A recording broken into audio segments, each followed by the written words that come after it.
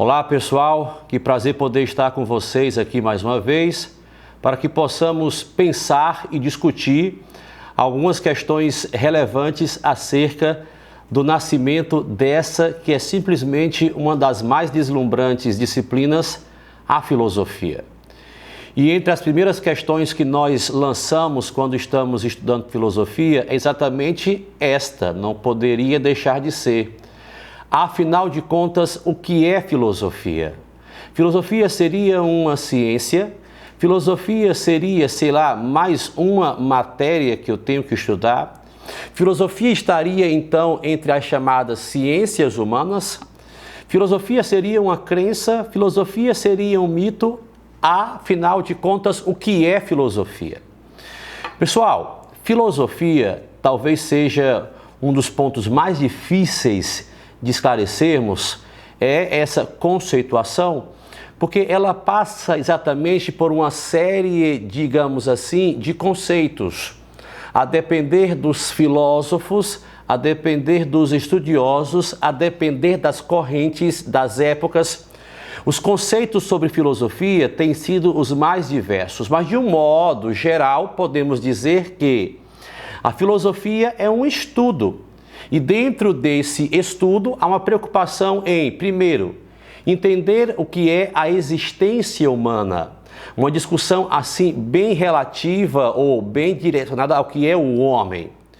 Depois, o que é o conhecimento, o que é o homem, o que é o conhecimento, o que é a verdade, o que é a mente humana, o que é a linguagem, o que é a ética, o que é a liberdade, o que é a estética, e tudo isso, então, pessoal, relativo, digamos assim, aos interesses mais teóricos e práticos da vida humana. A filosofia, eu até diria, pessoal, resumindo, é um esforço, digamos assim, o mais amplo possível de entender o conhecimento na sua dimensão mais ampla. Filosofia, porém, pessoal, é bom salientarmos que em momento algum pode prescindir do elemento racional. A razão é um elemento, digamos assim, indissociável da filosofia. Filosofia vai surgir enquanto recurso do conhecimento humano no exato momento em que a razão desponta, principalmente no Ocidente, como um recurso de esclarecimento dessas questões ou investigações humanas. Alguém poderia de repente dizer, perguntando, nossa, mas a filosofia que surge no Ocidente não teria vindo, portanto, um pouco depois do conhecimento lá no Oriente? Quer dizer, trocando em miúdos, o conhecimento não seria oriental em vez de ocidental? Olha, pessoal, é fato que as civilizações do Oriente, a Mesopotâmia, o Egito, a Índia, vão trazer uma organização cultural, uma organização social, política e em torno disso um pensamento bem anterior àquilo que na Grécia Antiga nós vamos experimentar. A organização humana, digamos assim, a sociedade, o Estado, enquanto elementos históricos, vão surgir realmente primeiro no Oriente. Mas esse mesmo conhecimento que lá no Oriente foi organizado antes da Grécia Antiga, no Ocidente, ainda era muito impregnado de misticismo, de religiosidade, sabe? As questões mais importantes, digamos assim, que lá no Oriente, a matemática, a física, a química, como as conhecemos hoje, trabalhavam, sofriam muita influência da religião, da fé, do mito. Então, são essas relações que na Grécia Antiga, primeiramente na história, serão rompidas. Então, quando falamos que a filosofia, essa busca pelo conhecimento de uma forma organizada, de uma forma ampla, deu-se na Grécia Antiga, deu-se no Ocidente, antes mesmo do conhecimento racional do Oriente, é porque neste mesmo Oriente mesopotâmico, babilônico, egípcio, indiano, ele ainda era muito, digamos assim, dependente de explicações nada muito racionais ou nada racionais. Então, pessoal, fechando mais uma questão, não podemos esquecer isso. O surgimento da filosofia se dá na Grécia, ali no intervalo que vai do século VII ao século VI a.C. É bom lembrar que antes de Cristo a cronologia vai decrescendo, então é do século VII até o século VI. Nesse intervalo de tempo, mais ou menos, acontece assim o surgimento de um pensamento racional, ao que, e a partir de então, vamos dar o nome de filosofia. Até onde a tradição sugere, Pitágoras, o pensador grego, teria dito a primeira vez essa expressão, filosofia, que etimologicamente, sabemos que seria a junção de dois radicais, filós, sofia. Filós é amizade, sofia é saber. Então, essa amizade ao saber de uma forma racional surge nesse intervalo de tempo citado, na Grécia Antiga, por uma série de fatores, mas repetindo, rompendo com a dependência que até então existia na própria Grécia, como no Oriente, a elementos religiosos, a elementos míticos. Porque, pessoal, nesse nosso conceito ou esforço de conceituar a filosofia e caracterizá-la, também urge destacarmos que, diferentemente de mito, diferentemente de religião, diferentemente de ciência, a filosofia é um esforço. Todas elas são esforços. Mas o esforço que a filosofia traz pelo conhecimento, ele é, digamos assim, mais uma vez falando, pessoal, apoiado em elementos racionais e de uma forma assim mais sistemática e não tão metódica, precisa quanto a ciência. Enquanto que o mito e a religião, pessoal, eles, digamos assim, andam demais à distância da razão, pelo fantástico, pela fé, pela ficção, pela falta de razão. A filosofia se prende mais a essa razão, mas a ciência também se prende. Porém, a ciência, ela busca um método mais preciso de investigação das questões humanas, do conhecimento. E outra coisa, a ciência, ela tem uma preocupação maior com as respostas, ao passo que a filosofia já se preocupa muito mais com as perguntas. Costumamos muitas vezes brincar até dizendo que quando se discute com a outra pessoa e dificilmente se encontra uma resposta, é porque possivelmente não se soube ali formular uma boa pergunta.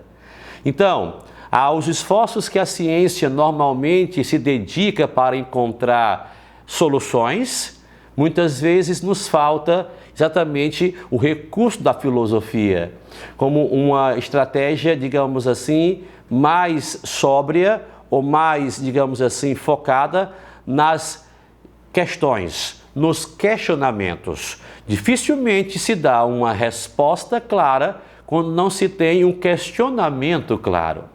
Eu não sei responder, encontrar a resposta daquilo que eu quero, se eu não sei o que eu quero, tá?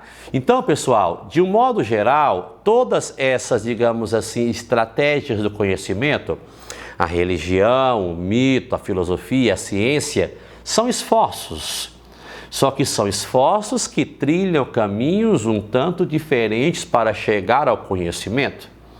E essa nossa mesma filosofia, esse esforço racional pelo conhecimento, um tanto mais sistemático, libertário, focado nas perguntas, que surge na Grécia Antiga entre os séculos VII e VI a.C., ela também vai ter peculiaridades para que ela surja na Grécia. E quais são os elementos, quais são os fundamentos que justificam a filosofia ter nascido logo na Grécia. Primeiramente, pessoal, é bom salientarmos que a Grécia Antiga era uma civilização diferente de talvez todas as outras de sua época, pelo clima de liberdade que ali existia. É difícil você compreender, para não dizer impossível, filosofia fora de um ambiente de liberdade.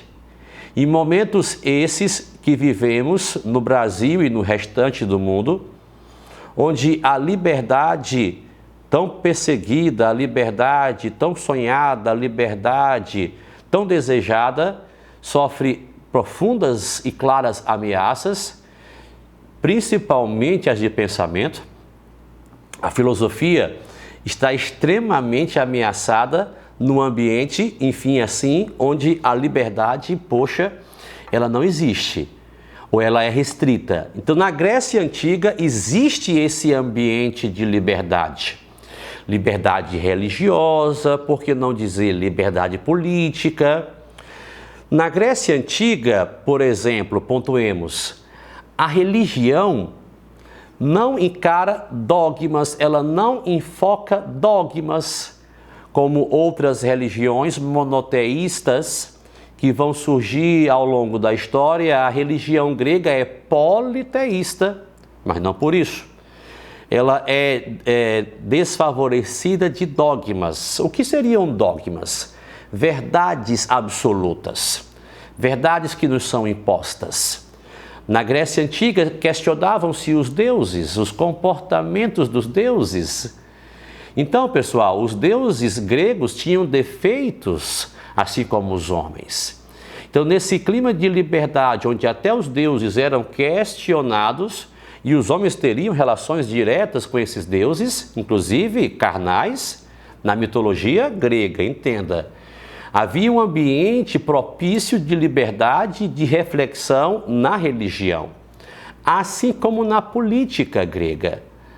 Nas cidades-estado da Grécia, chamadas de polis ou poleis no plural, esse ambiente dava aos cidadãos gregos, aqueles homens nascidos naquela polis, ali com uma idade, digamos, exigida pela polis, adultos, portanto, já, eles poderiam ter a liberdade, Atenas, por exemplo, era muito possível, de participar da política e falar o que pensavam.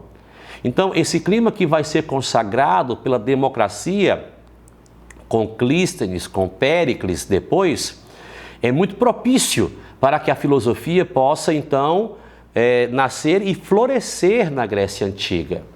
Do ponto de vista religioso e político, portanto, repetindo, nós temos na Grécia Antiga, pessoal, dois elementos muito positivos e edificantes para que a filosofia surja ali. Outro tópico não menos importante e aparentemente contraditório. Mas se a liberdade é tão importante para que a filosofia surja e floresça, por que é que logo na Grécia Antiga temos a instituição da escravidão? Ela não vai atrapalhar a filosofia? Muito pelo contrário, porque, como dissemos, a liberdade na Grécia Antiga era garantida aos cidadãos. A partir de Clístenes, que quebra essa questão censitária da renda, da classificação política na Grécia Antiga, pobres e ricos podem participar das discussões políticas.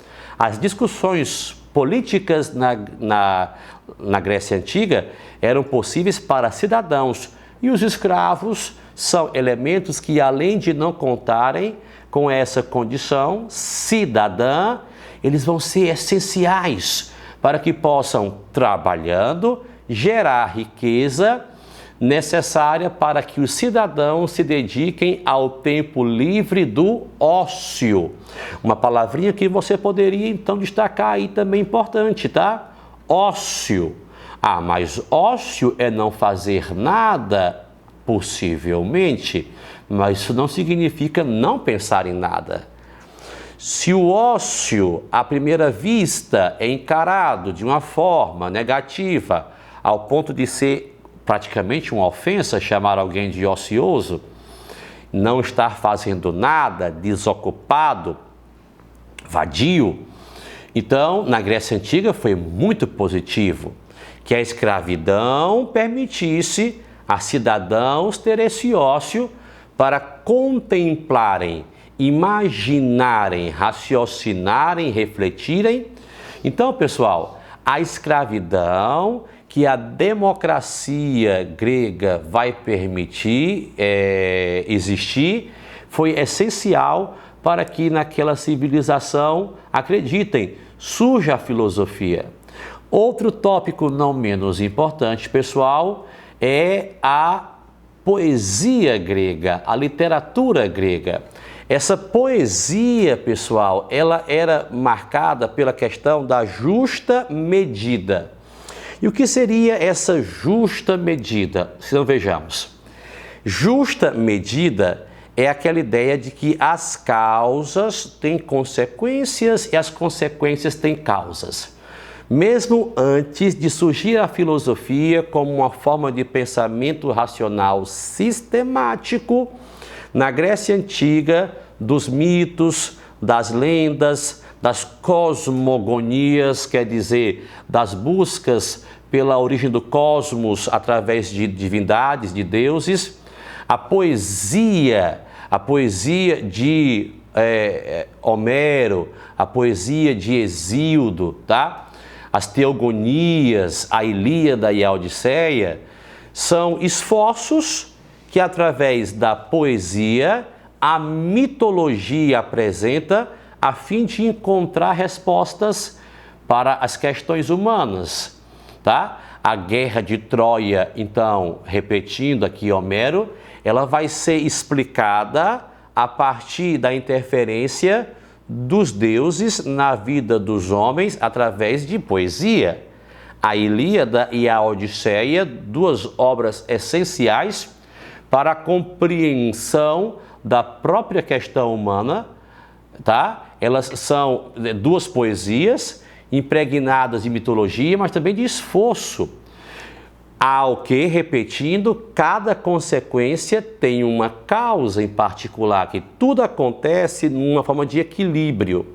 Então, pessoal, esses elementos citados, religiosos, políticos, sociais, econômicos, culturais, eles se coadunam, eles se somam para que, nesse intervalo do século VII ao VI a.C., floresça na Grécia Antiga essa, digamos assim, estratégia revolucionária de pensamento que é a filosofia.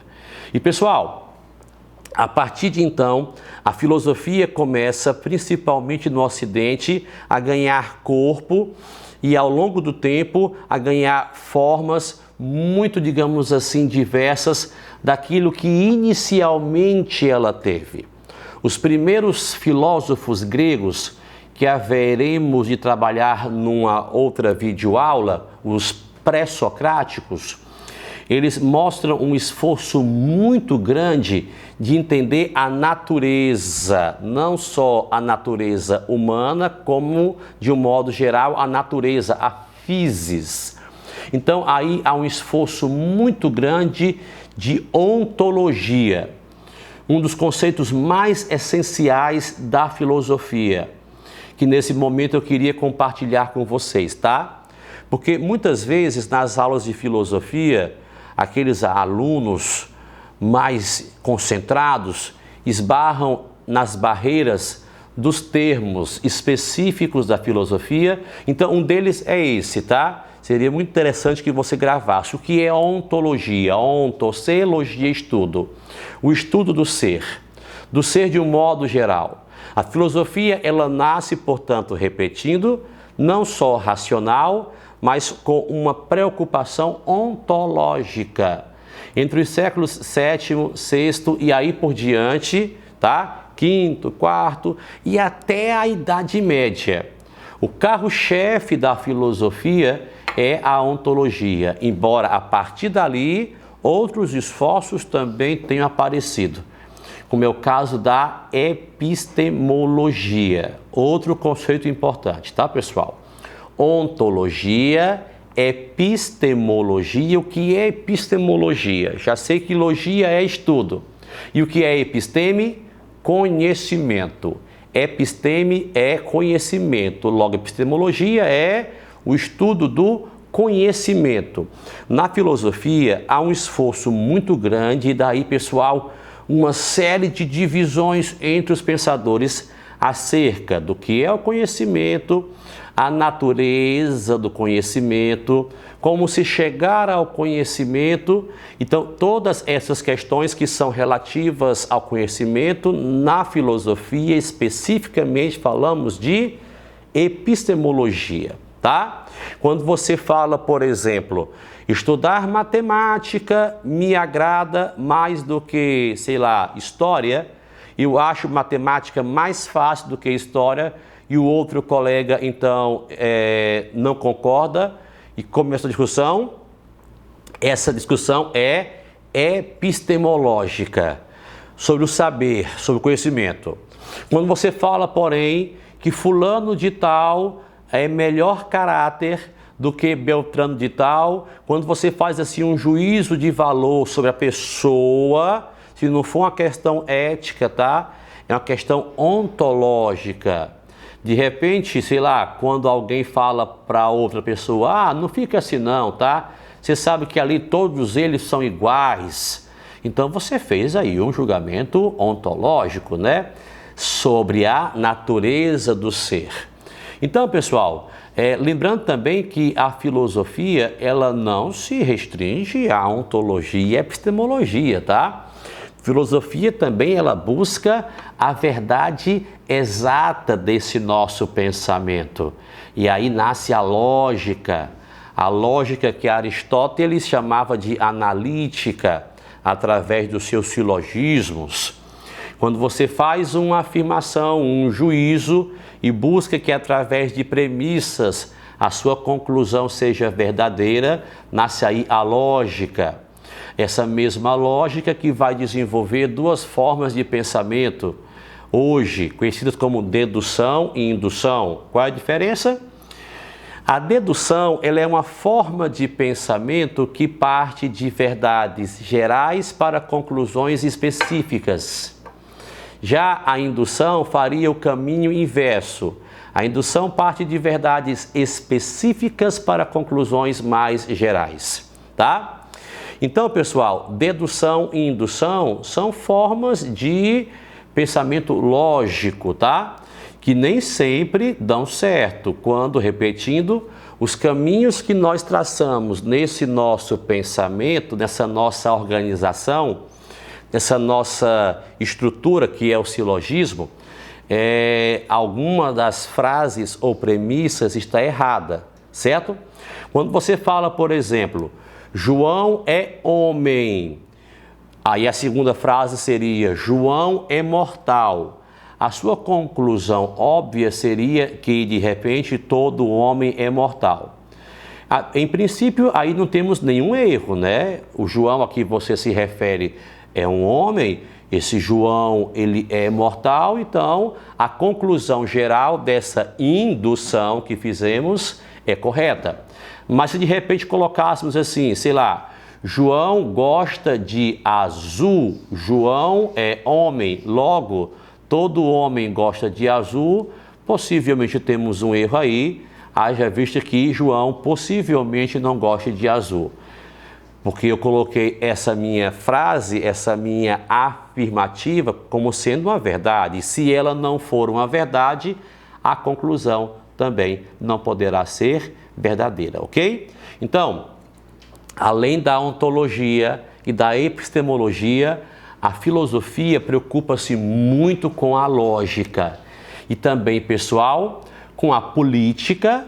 Acredite, existe um ramo da filosofia chamado de política, que é o esforço de entender as relações de poder que os homens estabelecem entre si.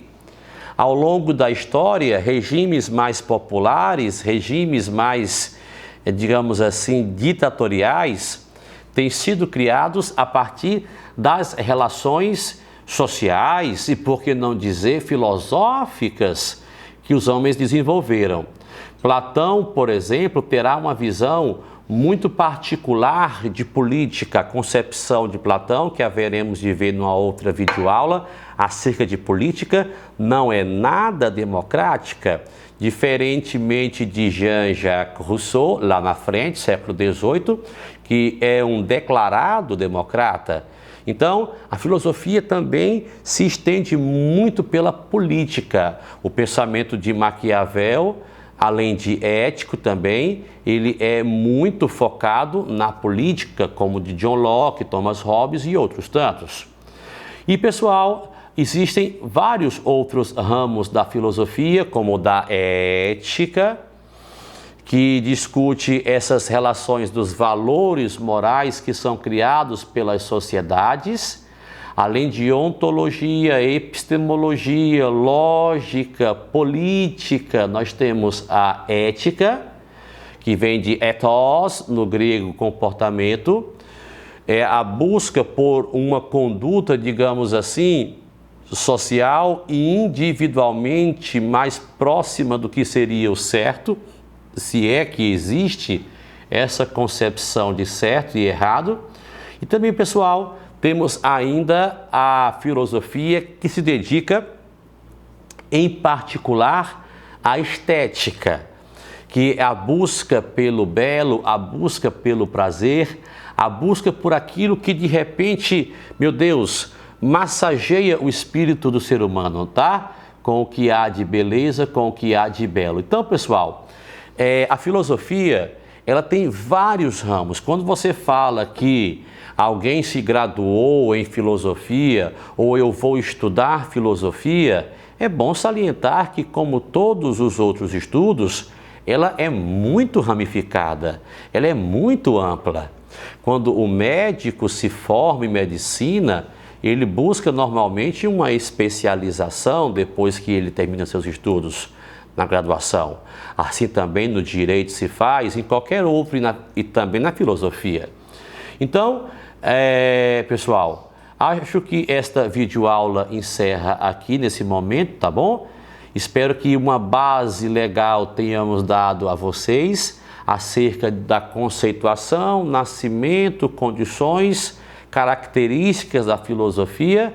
E nos próximos vídeos que haveremos de fazer, vamos fazer aí com vocês também uma espécie, digamos assim, de viagem pela história do pensamento filosófico, em particular no Ocidente, destacando aí os principais pensadores e pensamentos, em particular aqueles que mais costumam cair nas provas de vestibulares tradicionais e do Enem. Para que você então possa, além do deleite de aprender mais filosofia, aprender mais sobre as provas e, por que não dizer, aprender mais sobre si. Ok, pessoal? Um forte abraço e até a próxima videoaula.